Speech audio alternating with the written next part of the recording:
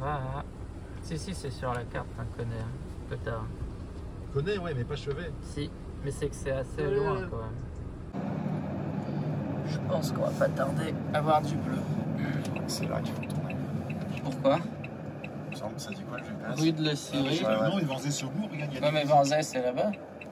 Vanzay, c'est là-bas. Hein. Ouais. Bah ouais. C'est juste au-dessous là. Donc c'est direction Sauzé-Vossé. On voit les vaches comme ça. C'est un peu folklore. C'est pas une région à vaches, hein, en plus. On se gare là. Ouais. Là, on part à contresens. Ouais, même si c'est là. Demain, c'est quoi? Demain, c'est quelque chose. Vous avez fait une voiture de la gauche? Ouais. Vous n'avez pas pris la 2008? La 3... Non, la 308. Ah, la 308. Non, mais non. Ça n'a rien à voir avec ce moment-là. Ils sont pas du tout. Moi, en général, je fais pas mumuse avec eux. Oui. C'est vrai, je fais profil bas, moi.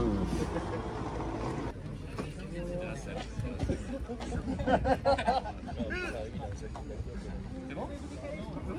Ok. Merci.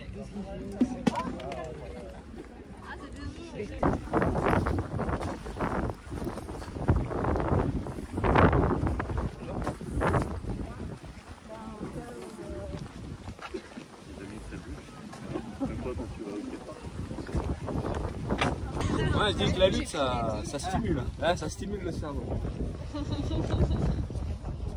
Et en plus, le paysage est très beau derrière. Pour le slogan radical.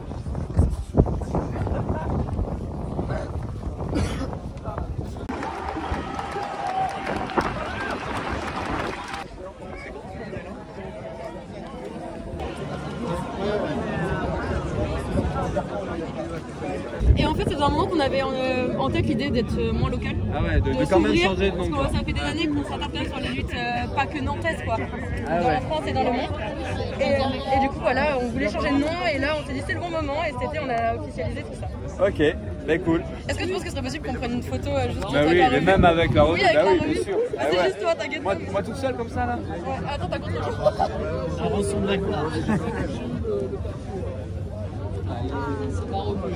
Merci beaucoup. De rien. Philippe, il y a François. Ah, Tu veux que je te prenne la revue? justement, vous envoyez, c'est vous qui m'avez contacté. Je vous ai écrit, oui. Voilà, bonjour. Alors moi, je vous dis que vous êtes habitué aux manifestations. Une manifestation interdite, comment vous le vivez, vous? Ben, on est un petit peu habitué, enfin, ça rappelle quelques mauvais souvenirs d'il n'y a pas si longtemps que ça, à l'époque des Gilets jaunes. Mais on voit un pouvoir qui est de plus en plus autoritaire et qui se permet de manière brutale d'interdire comme ça des manifestations, d'interdire des accès à des zones, certainement avec l'idée d'amoindrir la mobilisation. Je pense que ça peut être même contre-productif parce que ça donne envie encore plus de se battre et puis surtout qu'on voit que ce qui est en train de se passer c'est profondément dégueulasse, quoi. Enfin, les bassines, la façon dont ça se passe, les choix politiques qui sont faits en dehors des volontés ou même de vraies discussions avec la population et puis dans un contexte actuel qui est celui de la crise climatique, on se dit mais c'est du n'importe quoi. Ça vaut le coup de se battre et de soutenir à fond en tout cas le collectif militant qui fait du très grand travail autour de la question des anti-bassines. D'un côté, il y a quand même des agriculteurs qui disent qu'ils crèvent sans cette eau. Je crois qu'il faut qu'on se sorte de la logique capitaliste, même au niveau de l'agriculture, pas de la logique productiviste. Donc évidemment, on le voit bien qu'il y a une partie des agriculteurs, en général plutôt les gros agriculteurs, mais pas que, qui considèrent qu'en fait leur seule solution c'est de s'en sortir comme ça.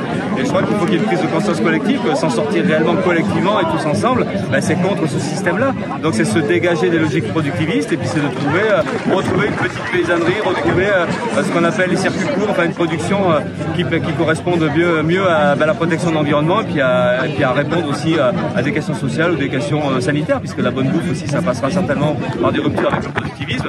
Donc c'est un combat politique. Voilà, donc on pense que c'est nous qui avons raison, on pense que c'est le collectif contre les bassines qui a raison et bon, il faut se battre là-dessus avec des arguments et puis la bataille c'est pas que des arguments, c'est aussi un rapport de force et c'est pour ça que la mobilisation c'est fondamental. Un micro à 500 €. La France Info, j'en avais gardé un par erreur. Ils ont pleuré leur micro pendant un mois à peu près, c'est ce qui a rendu longtemps après. Et visiblement ça doit valoir un peu cher quand même. Bah ouais. Donc là la préfète elle est en train de faire un arrêté préfectoral pour m'attribuer une amende de 3 000 €. Moi, je trouve que c'est un traitement de faveur assez remarquable. Ça te fait plaisir, Ah, non? ça m'honore. Ouais, c'est ça, moi ça me ferait chaud au cœur, un truc comme ça. Hein. Exactement, une touchante attention. Si tu veux, un jour tu partages avec moi, tu dis, il y a Poutou qui veut aussi. Bon, on commence? C'est moi qui pose les questions. Eh ben, vas-y. Donc, tu filmes là, c'est bon, hein?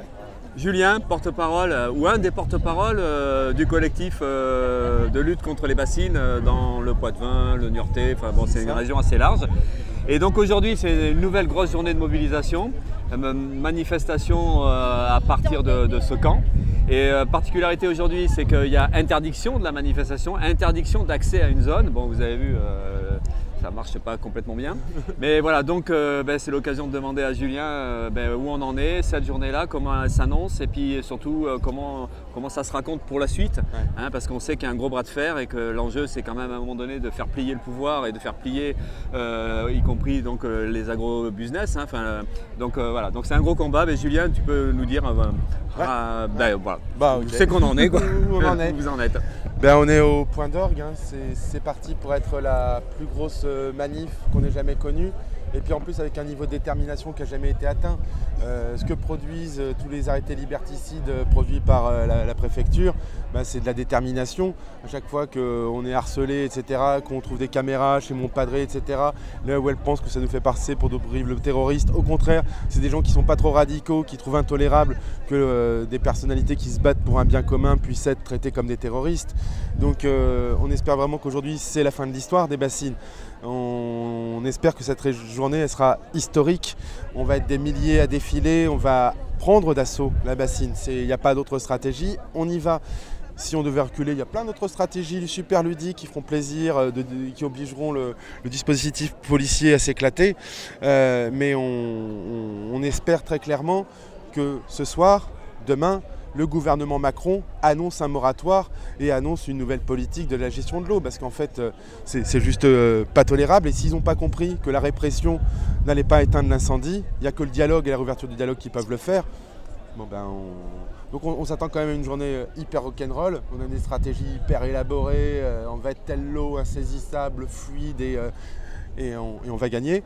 Néanmoins on a quand même une très sérieuse crainte quant aux violences policières. Là on a vu tout le matos arriver, hier j'étais devant la bassine, le gars il était avec son gros sac, c'était que de la bombe de désencerclement dedans quoi. Et donc moi ça me fait bien rire la thématique de la violence parce que nous on n'est pas venu armés sur le site. Hein. Nous la seule chose qu'on veut faire c'est défiler, s'exprimer, que les libertés fondamentales elles puissent être opérées. Et pour permettre ça, on nous répond un coup de lacrymo. Qui est-ce qui génère le désordre public? Très franchement. Et donc aujourd'hui l'État et aujourd'hui dans la journée et de manière générale, elle n'a qu'un geste à faire, c'est de reculer. Il y a la question de la liberté d'expression, ce dont tu parles là. En fait, on s'aperçoit que c'est un pouvoir qui décide donc contre la population. Clairement. Et que dès qu'il y a de l'expression, dès qu'il y a de la contestation, il ne le supporte pas. Clairement. Alors, à la fois, il faut une démonstration de force, mais en même temps, ça peut être aussi une démonstration de faiblesse. Cette incapacité d'argumenter, cette incapacité de convaincre. Et le seul truc qui leur reste, c'est comme toi, le harcèlement, l'intimidation permanente, toi et puis les camarades du collectif, et puis l'interdiction de manifester, et puis de contrôler les gens. Enfin, voilà, de faire une ambiance, effectivement, qui est lourde, quoi, qui est lourde et qui peut décourager. Donc on a tout ça quoi, en fait, dans cette lutte. Ouais. C'est vrai que c'est pas. C'est très bien. Qu'est-ce que tu veux que je dise à ça?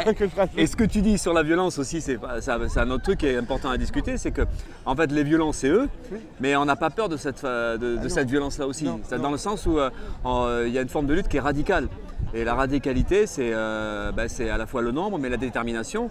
Et puis à la fois une détermination, ou une radicalité sur le fond idéologique, c'est-à-dire la lutte anticapitaliste du point de vue de l'agriculture, de l'agro-business et tout ça, mais aussi du point de vue de la démocratie, où on revendique, où vous revendiquez cette idée que la population doit discuter et décider de ce qui la concerne. Donc c'est cette radicalité qui permet peut-être la détermination dans une lutte et puis de dire, oui, nous on va au bout, quoi. En tout cas, il y a un truc dont on est super conscient, c'est qu'en face, il y a un véritable rouleau compresseur. Hein, et il y a vraiment à se poser la question de à qui profite le crime. En vrai, c'est pas les quelques paysans du coin, hein, même si leurs fermes elles sont cradoc, avec ces pesticides et tout. C'est pas eux les bénéficiaires au bout du compte. Les bassines, qu'est-ce qu'elles font? Elles font le lit des méga fermes, des fermes usines. Elles font le lit des fermes de plusieurs centaines, voire milliers d'hectares. L'agriculture de demain, c'est déjà ce désert-là, sauf qu'au lieu d'avoir peut-être 5 fermes sur la commune, tu n'en auras plus qu'une seule, voire elle aura toutes les terres aux alentours. Là sur Poitiers actuellement, on sait qu'il y a un domaine qui est en vente de 2000 hectares sur la commune de Cissé. Donc là clairement, et qui a intégré dans son projet une bassine rien que pour cette ferme-là. Donc les bassines, elles sont au service de cette agriculture-là, de ce monde-là. Et finalement, ces questions de gestion de l'eau, la loi, elle dit que en théorie, c'est l'affaire de tous. Normalement, ce type de projet, ça doit être organisé par un truc un peu technique qui s'appelle projet de territoire de gestion de l'eau. Mais l'idée d'un PTGE, en réalité, s'il est appliqué, c'est que toutes les personnes qui ont à voir avec l'eau puissent s'exprimer et participer à la construction de la politique de l'eau. Or, qu'est-ce qu'aujourd'hui la politique de l'eau sur nos territoires? C'est l'accaparement par quelques-uns. Grosso modo, je vais aller simple, hein, c'est les signataires du protocole pour la construction des méga-bassines. C'est la FNSEA, donc les chambres d'agriculture, c'est les semenciers, c'est les coopératives agricoles, c'est l'État, et puis c'est les élus locaux compromis qui, depuis des années, enfin tu vois l'histoire du PS et de la FNSEA, c'est la cogestion assurée. Que ce soit le PS ou à l'époque le RPA et compagnie, c'était toujours la FNSEA qui désignait, qui donnait son blanc-seing pour la désignation du ministre de l'Agriculture. Et ça, c'est des pratiques qui sont encore à l'ordre au niveau de la région Nouvelle-Aquitaine. Rousset, il incarne complètement cette politique à la papa, elle incarne complètement ce jeu de compromission entre les lobbies agrochimiques et soi-disant la gauche, quoi. Mais au secours. Et moi, ce que j'espère là, c'est qu'au niveau de Bordeaux, ça va se bouger fort et que le Rousset, il se prenne un gros coup de pied dans le cul. Il va falloir que les élus PC qui ont été élus avec Rousset, va falloir qu'ils sortent du jeu, quoi. Hein, parce que si on a la même idée du communisme, si on a la même idée de l'anticapitalisme, je ne comprends pas comment ils peuvent tolérer de financer des projets où il y a de l'argent public qui vont dans le sens de la privatisation. Parce que c'est ça qui est en jeu, quoi. Donc je ne sais pas quel contact tu as avec Bachet, mais Bachet... J'ai pas de contact avec lui, mais j'en ai avec d'autres. Bah, s'il continue comme ça, c'est lui qui va faire la bâche au fond du trou, quoi, Bachet. C'est incroyable, quoi. Et le mec, on l'a déjà reçu sur le terrain. Hein. Il était là, ouais, non, mais moi, enfin, je suis là pour... Non. Maintenant, t'es coco, t'es pour le partage des communs, t'es pour la préservation des communs. Et ben, tu sors du jeu, quoi. D'autant que cette lutte-là peut se lier aussi avec la lutte contre la LGV. T'as pas mal de situations comme ça aujourd'hui qui permettraient de clarifier les positions des uns et des autres. Et effectivement, par rapport aux élus PC, de se décrocher de ça, parce qu'ils sont complètement dans le suivi d'une politique libérale. Et Rousset, c'est vraiment l'illustration parfaite. Quand j'ai vu cette même les écolos, hein, ils sont dans des situations inconfortables. Hein. C'est un coup ils sont avec, un coup ils sont pas avec. Clairement. Mais justement, aujourd'hui, le PC en Nouvelle-Aquitaine, à la position de blocage, tu enlèves les 10 voix du PC, et il n'a plus la majorité absolue. Donc ça veut dire que s'il veut faire passer les financements de bassines, c'est avec la droite. Ça clarifierait les positions. Hein. À l'époque, les Verts, ils arrivaient à tenir, ils avaient la minorité de blocage. Et c'est pour ça que jusqu'à maintenant, il n'y a eu aucun financement régional direct sur les bassines. Par contre, ce que Rousset a fait, le gros malin, c'est que comme la région, elle distribue du fonds FEADER avec les plans Région Europe, il a réussi à injecter déjà des centaines de milliers d'euros dans la bassine précédente et dans celle-là par le financement des CUMA. Tu sais, les coopératives d'utilisation de matériel agricole. Et eux, ils peuvent prétendre au fonds FEADER. Et en fait, sans que ça passe par l'Assemblée, Rousset a levé les fonds pour que les fonds européens puissent partir sur le financement des tuyaux. Romain Guillot, je suis le président de l'association de jeunesse Écoavenir. C'est une association de jeunesse qui regroupe plusieurs groupes locaux, Poitiers, Niort. Et l'objectif même de l'association, c'est lutter pour une justice sociale et écologique. En gros, le projet de méga-bassine, c'est creuser un énorme cratère avec des remblais. Donc si on compte le cratère plus les remblais, on peut facilement atteindre 15 mètres de haut, ce qui est assez colossal, et même plus. Et d'avoir ce qu'on appelle, nous, une pieuvre, c'est-à-dire plusieurs tuyaux qui rejoignent des forages qui, eux, pompent dans les nappes phréatiques. Il ne faut pas penser que la bassine, elle pompe que dans une seule nappe phréatique. La bassine, c'est une pieuvre. Elle a plusieurs pompes qui pompent et qui pompent et qui pompent. Donc voilà, par-dessus, on va mettre une bâche en plastique noir pour faire remonter cette eau, laisser se développer à la surface puisque l'eau est mise à l'air libre, les bactéries. Et on va dire le petit bonus de ce projet, c'est que cette eau, elle n'est pas pour tous les agriculteurs, tous les paysans, mais pour une minorité qui s'accapare l'eau et majoritairement pour l'agro-industrie. Et une question qui est posée, moi on m'a posé plusieurs fois des journalistes là, est-ce que le fait que des agriculteurs disent qu'ils vont crever si jamais il n'y a pas les bassines, est-ce que tu en es sensible à ça? Ben ouais, non, mais voilà, c'est intéressant à répondre à cette chose-là parce qu'ils jouent vachement là-dessus. Oui, regardez, eux ils demandent ça, mais nous on crève s'il y a ça. Déjà il faut voir les bassines qui sont connectées, le profil de ces bassines. Il y en a la moitié, c'est des céréaliers purs, et pour la plupart, ils sont multimillionnaires. Ils ont tellement de pognon, et puis alors là, tu vois, avec les cours du blé et du maïs, t'inquiète pas qu'ils ont bien surfé sur l'Ukraine, ceux-là. Ils investissent leur pognon dans l'immobilier et compagnie. Donc, c'est pas des miséreux, c'est pas le petit éleveur de vaches qui est pressurisé par sa coopérative. Ouais, les éleveurs laitiers, eux, on leur doit la compassion, on leur doit l'urgence à sortir de leur système parce qu'ils sont en train de crever et de faire crever tout le reste avec. Donc il y a aussi des grands trucs qu'il faut rappeler. Sur notre territoire, il y a 90% des exploitations qui n'irriguent pas. Donc ça veut dire qu'il y a quand même possibilité de vivre de l'agriculture sans rentrer dans ces logiques d'irrigation systématique. Et ensuite, il y a un certain nombre de cultures, comme le maraîchage, qui nécessitent une irrigation en été. Eh bien, consacrons les volumes disponibles à garantir l'autonomie en légumes et en fruits sur la zone et orientons l'eau vers ça. Et puis arrêtons d'arroser du maïs qui nourrit personne.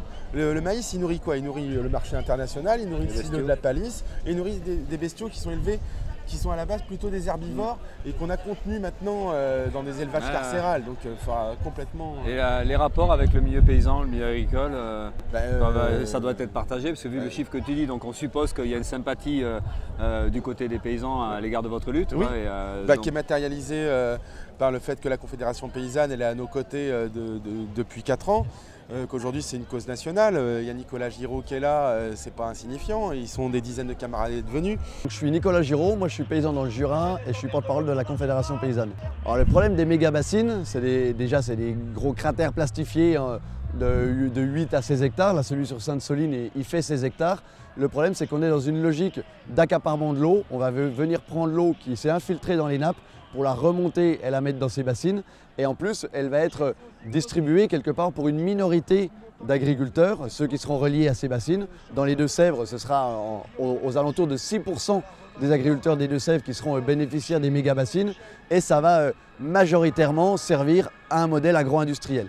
La Confédération paysanne, on apporte, j'allais dire, au collectif l'expertise agricole, on apporte le fait que nous, on a aussi des solutions, c'est-à-dire qu'on n'est pas seulement contre les méga-bassines ou contre l'irrigation, on est pour une irrigation qui permette à des paysannes et des paysans de mieux se rémunérer et de fournir une alimentation de qualité aux citoyens. On peut être pour un stockage qui ait du sens.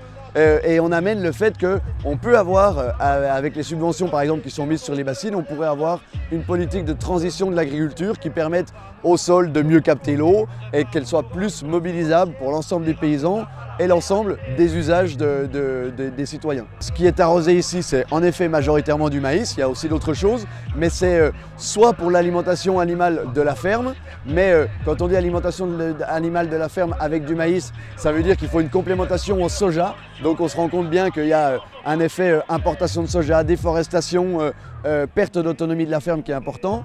Et puis il y a également une partie de maïs qui est irriguée qui va partir à l'exportation. C'est-à-dire qu'on était en manif, nous hier, Confédération paysanne, à La Rochelle, devant le port de La Palisse, devant les méga silos du port de La Palisse, qui remplissent ça de céréales, qui partent à l'exportation. Et donc à chaque fois, c'est de l'irrigation qui ne fournit pas de l'alimentation locale, qui ne rémunère pas les paysans, mais qui rémunère finalement le modèle agro-industriel. Le port de La Palisse, les grandes coopératives ou les grandes agro-industries. Donc c'est un système quelque part qui marche sur la tête parce qu'on capte de l'eau pour un modèle, pour détruire socialement une agriculture, pour détruire environnementalement un territoire et puis ne pas arriver à nourrir ce territoire. Et puis moi j'ai envie de te parler du monsieur qui est là qu'il faut que tu ailles croiser. C'est monsieur Béguin, c'est le propriétaire du terrain.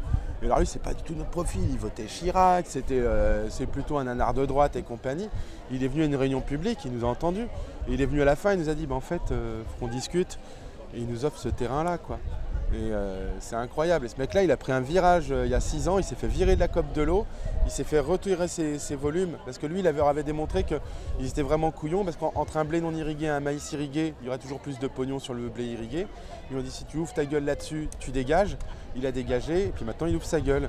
Et c'est assez fou, quoi. Et puis maintenant, ce bonhomme-là, il a décidé que 15% de ses terres, c'était pour sauver l'outarde canepetière. Tu vois, cet oiseau qui est en affiche, qui est une espèce mais en péril de chez péril. Il a fait une déclaration dans la presse, mais mortelle. Il dit ils sont les bienvenus. Ça, c'est le gros titre. Et puis la fin de l'article, c'est il faudra par contre qu'il soit parti le 19 mai, parce que c'est la place à l'outarde canepetière. On sait qu'il y a beaucoup de paysans qui partagent nos analyses, mais on se rend compte aussi qu'il y en a très peu qui peuvent ou qui osent s'exprimer, parce qu'ensuite, tu as tous les moyens de pressurisation qui peuvent exister derrière. Ils sont pénalisés s'ils sont irrigants eux-mêmes sur le fait que l'année d'après, ils n'ont pas leurs volumes qui sont renouvelés. Normalement, c'est remis tous les ans. Quand il va s'agir d'accéder à des nouvelles terres et de postuler pour des terres à la SAFER, et ce n'est pas seulement eux qui sont visés, c'est toute leur famille. Il y a une véritable mafia agricole, et celle-là, il va falloir la dénoncer, il va falloir aller mettre un gros coup de pied dans la fourmilière. Donc je pense que les actions futures, si ça ne bouge pas, c'est des occupations de chambres d'agriculture, c'est des occupations de coopératives, les grosses coopératives comme Océalia qui est là-bas. Il y a des tonnes de maïs là-bas, il y a de l'ammonitrate en quantité. Là, il y a 2 mois, il y avait plus d'ammonitrate là-bas qu'à Beyrouth quand ça a explosé, quoi. Et c'est ça qu'on fout sur nos terres. J'espère qu'ils l'ont vidé d'ailleurs. Ils ont enlevé les engins, j'espère qu'ils ont pensé à vider ça parce que là, ils ont tout créé les conditions pour que ce soit le chaos, quoi. Ok Julien, merci. Il y a des prises de parole, peut-être que c'est toi qui dois... Non, c'est pas moi qui les lance. C'est toi qui introduis là? Ouais, non, ils m'ont allégé là. Hier, c'était des bocages. Ils ont supprimé les haies, les talus, les mares et les paysans aussi. Aujourd'hui, ce sont des plaines. Ils suppriment l'eau. Alors quand je dis île, faut pas se leurrer, c'est pas... On ne jette pas la pierre aux dirigeants. Derrière, c'est le modèle agro-industriel, l'agro-business, soutenu par l'État. Voilà, c'est eux. Donc, ils suppriment l'eau de nos plaines en pompant les nappes et les rivières. Voilà, donc aujourd'hui, le désert est en route. On le voit avancer partout, les pertes de biodiversité, l'ambroisie qui pousse partout, l'érosion des sols, la pléthore d'indicateurs on en est là. Et l'enjeu aujourd'hui, c'est de dire, voilà, pour nos enfants, on ne veut pas le désert, quoi. Donc c'est important qu'on soit vraiment réunis, nombreux, tous les citoyens.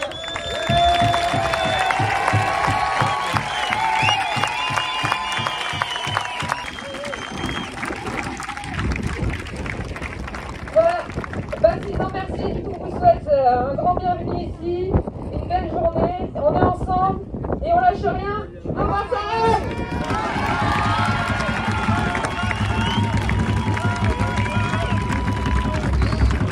Alors on va enchaîner avec plusieurs organisations qui nous soutiennent, qui appellent à la lutte, et puis à la fin de ces organisations, syndicats et partis politiques, on aura un brief pour cet après-midi. Il faut bien expliquer qu'on ne se bat pas contre nos agriculteurs, on ne se bat pas non plus contre l'irrigation, mais on se bat contre un modèle agricole. Un modèle agricole qui est aujourd'hui là ici symbolisé par ces méga-bassines, qu'on pourrait symboliser par autre chose. On a déjà lutté ailleurs sur plein d'autres trucs, sur les OGM ou les fermes-usines notamment. Et à chaque fois, c'est un modèle agricole qui précarise les paysans, qui les fait disparaître. En 30 ans, on a diminué le nombre de paysans par 3. On est là pour dire ça aujourd'hui. On va être mobilisés tout le temps à vos côtés, tant que ça ne changera pas. Combat Sarrac! C'est une manifestation pour une agriculture responsable. C'est une manifestation contre la privatisation de l'eau. Alors, Combat Sarrac! Est-ce qu'on se concentre sur la lutte contre les bassines aujourd'hui et on verra tout le reste après. Et j'annonce France Insoumise. Bonjour à toutes et à tous. On a porté pendant le mandat précédent à l'Assemblée nationale cette bataille avec 2 missions d'information parlementaire, une commission d'enquête, et c'est des sujets que nous continuons à porter avec Manon et avec tous les parlementaires ici présents à l'Assemblée nationale. Nous sommes 100 à porter ce sujet et à défendre votre position de Bastille Merci contre cet accaparement de la ressource. C'est dire que votre mobilisation a eu cet effet, votre mobilisation a multiplié par 10 votre poids politique et la façon dont vous pouvez influer aujourd'hui les politiques publiques qui sont aujourd'hui absolument dans la direction contraire de celle qu'il faudrait qu'elles soient. On accueille aussi Philippe Poutou, le porte-parole Blanc viennent dehors.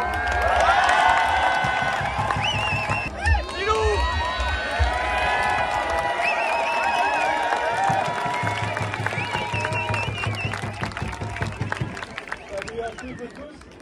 Bon, je ne les connais pas, j'ai fait communique comme les autres. Bon, ben, très content d'être là. Donc, moi, je ne suis pas tout seul. Hein. Je prends la parole au nom au nom... Ah oui, ok. Je ne suis pas habitué à parler dans un micro. Je prends la parole au nom des camarades du nouveau parti anticapitaliste. C'est pour dire qu'en fait, la lutte contre les bassines, elle nous plaît pour deux raisons. D'abord, c'est une lutte qui est radicale, très radicale, et elle est radicale sur deux terrains, sur la question de la lutte contre l'agriculture capitaliste, contre l'agriculture productiviste, contre l'appropriation par des groupes privés, contre l'agro-business, et avec cette idée qu'il devrait y avoir une autre forme d'agriculture, plus petite paysannerie, plus circuit court, tout ce qu'on peut dire plus démocratique. Ce qu'on aime bien aussi dans ce qu'on représente cette lutte-là, c'est la question démocratique. C'est le fait que ce soit la population qui doit décider de ce qui la concerne directement. Parce qu'en fait, ça concerne tout le monde, c'est nos affaires, il faut qu'on s'en occupe, il faut qu'on se batte, il faut qu'on fasse de la politique nous-mêmes de ce point de vue-là. Et cette lutte, elle représente tout ça. En tout cas, la question d'une lutte radicale, d'une lutte violente, elle est posée, à notre avis. Et la lutte contre les bassines, elle permet de discuter de ça, elle permet de montrer que c'est le chemin qu'il faudrait qu'on arrive à suivre, en se liant avec des tas d'autres luttes qu'il peut y avoir aujourd'hui sur les questions environnementales dans d'autres villes, dans d'autres régions, dans d'autres départements. Cette journée-là, on espère en tout cas qu'elle va aider à débloquer la situation et de donner du courage et de l'envie et de l'enthousiasme à des tas de gens autour de nous pour se battre.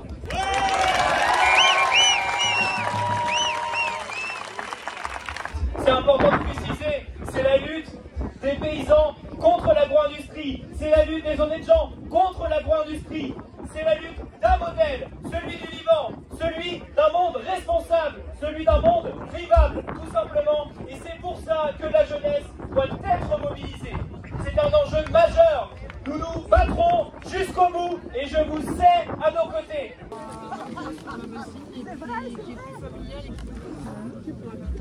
Le vert et le rouge vont être plus corsés. Plus corsés. Non, c'est pas plus corsés, ils sont plus longs. Plus long. Et pourquoi il y a 3 parcours? Parce qu'on veut équilibrer, pas arriver sur la disperser pour les flics. En une seule masse. Donc ce soit un peu équilibré. Blanc, c'est tout droit. Vert et rouge, c'est... Qu'est-ce que vous choisissez? Le parcours qui a été le moins pris, c'est le rouge. Ah ouais. On va prendre le rouge. En même temps, on c'est bien. Ouais, on aime bien le rouge. J'aime bien le rouge. Ouais. Il en faut combien? On est quand même une vingtaine là, mais bon, on n'est peut-être pas obligé d'avoir le papier. Ah oui? Ah ok. Ah non, mais c'est organisé.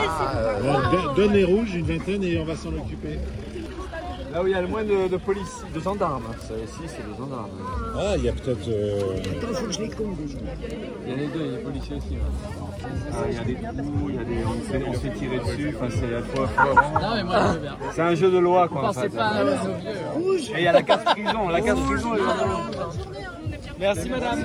Les blancs, c'est pas grave. C'est les sacrifiés, on va les occuper. On lâche rien, on les laisse pas partir, on fixe les flics quoi. Okay. Donc, on avance, on recule, on se fait gazer. Mais on marche moins. Mais peut-être que les flics ils sont pas cons, ils savent qu'il va y avoir 2 autres. Ah bah je pense que vous risquez d'être bloqués un peu partout, mais vous allez crapahuter dans la les campagne. bois, Voilà, vous crapahuter dans la campagne et vous essayez de trouver le bon endroit, vous aurez moins de soucis. Et s'il y en a qui se perdent. Dans les minutes qui suivent, nous allons lancer l'opération 1, 2, 3 bassines. Et pour ça, vous avez pour la plupart d'entre vous reçu un petit tract ce matin qui indiquait que vous étiez dans une équipe symbolisée par une couleur. Les couleurs en question sont le blanc, le vert et le rouge. Ce qu'on va vous demander maintenant, c'est de rejoindre votre équipe. Donc vous allez voir, en bas du camp, il y a 2 étendards, un rouge, un blanc, pour les équipes rouges et pour l'équipe blanche. Et tout au fond, là-bas, il y a un étendard vert pour l'équipe verte. Ce qui est important, c'est que au plus vite, vous arriviez à rejoindre chacun des étendards pour qu'on puisse partir tous ensemble simultanément par des itinéraires différents afin d'essayer d'atteindre le chantier de méga-bassines et de le neutraliser dès aujourd'hui. On nous a tout simplement dit qu'en face, c'était un camion public. Mais je tiens à préciser une chose. Ceci ce n'est pas au public, mais au peuple. Nous sommes les citoyens et nous irons là-bas, nous reprendrons ce que l'on nous doit. Cette bassine, c'est la nôtre, ce trou, ce cratère, on l'aura. Mamassara, camarades.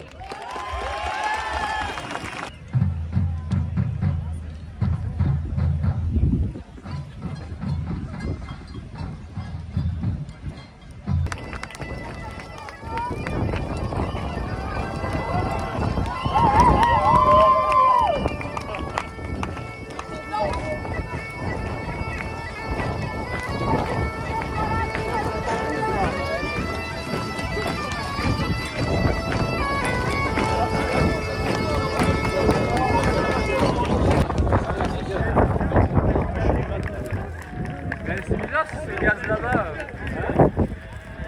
Ils se sont auto-gazés en fait. Non, il casse quoi? C'est pour un entraînement ou quoi là?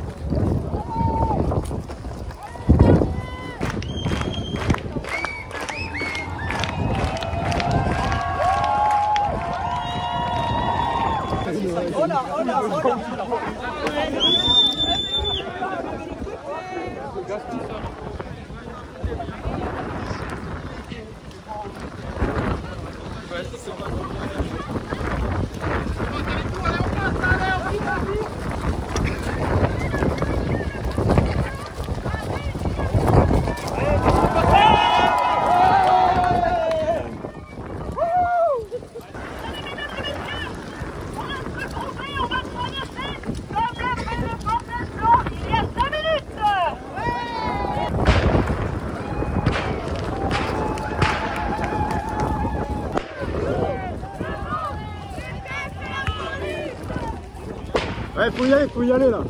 Ils vont fermer là.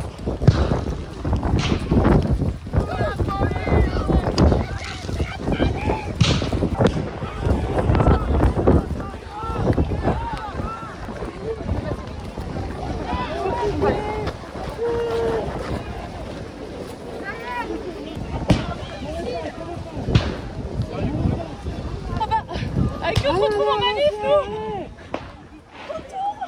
Ça va, ça a été la semaine là? Nickel.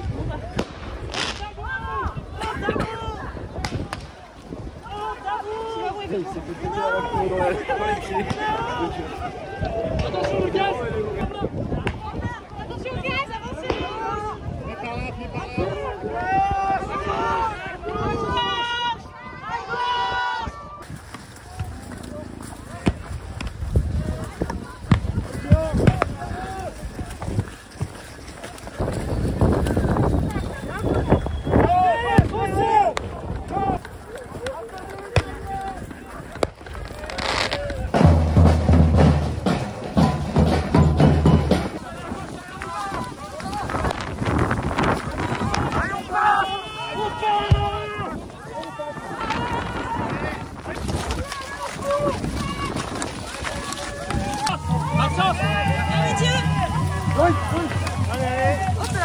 Allez-y, c'est bon.